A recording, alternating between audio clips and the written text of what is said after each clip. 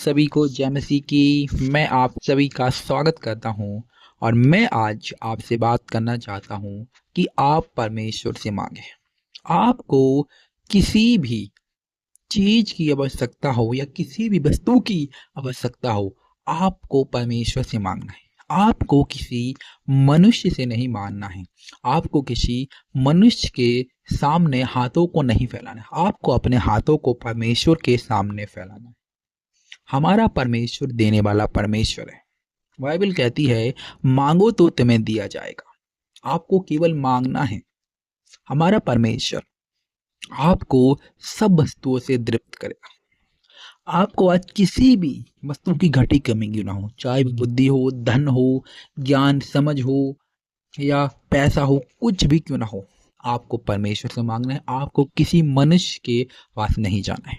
मैं ऐसा इसलिए बोल रहा हूँ, यदि आप मेरे साथ निकालोगे भजन संगीता की किताब, उसका 1 अध्याय और उसका 8 पद, तो वहाँ कुछ इस प्रकार से लिखा है, मुझसे मांग और मैं जाति जाति के लोगों को तेरी संपत्ति होने के लिए और दूर दूर के देश को तेरी निज भूमि बनने के लिए दे दूंगा। हालेलुया। यहाँ पर परमेश्वर कहते हैं कि मुझसे मांग, मैं तुझको जाति जाति के लोगों को तेरी संपत्ति होने के लिए दे दूंगा। परमेश्वर आपके लिए जो लोग हैं जाति जाति के, उनकी संपत्ति परमेश्वर आपको दे देगा।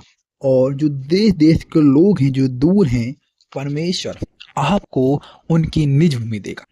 यहाँ पर भजनकार दाऊद लिखते हैं कि आपको परमेश्वर से मांगना है। आपको किसी मनुष्य से नहीं मांगना है।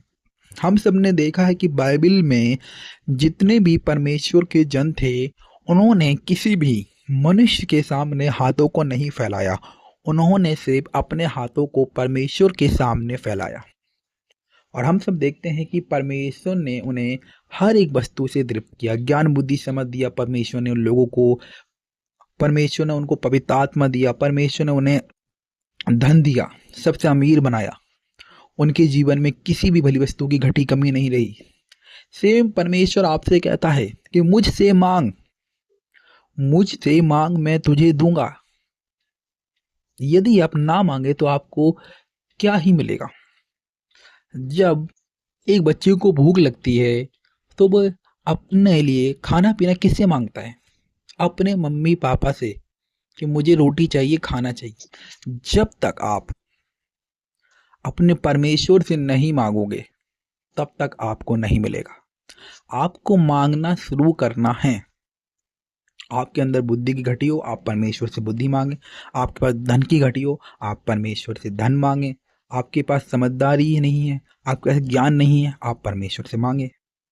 आपको जो भी चीज चाहिए, आपको परमेश्वर से मांगना है। इस बात को आप समझें कि मैं आज से किसी भी मनुष्य के सामने, किसी भी इंसान के सामने हाथ नहीं फैलाऊंगा। मैं परमेश्वर के सामने हाथ फैलाऊंगा।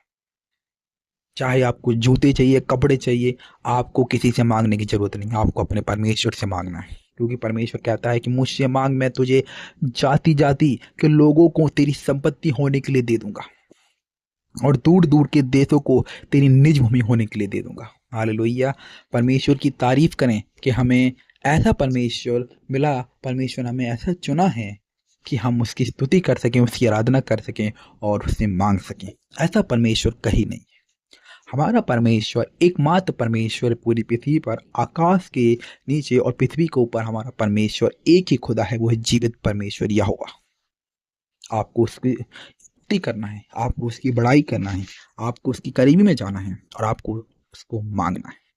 सो आशा करता हूँ कि आप समझ गए होंगे कि आपको आज से क्या करना है। आपको मनुष्य की ओर नहीं फिरना है, आपको परमेश्वर की ओर फिरना है और परमेश्वर के वचनों को प्रोक्लेम करना है। सभी को जय मसीह की। आमीन।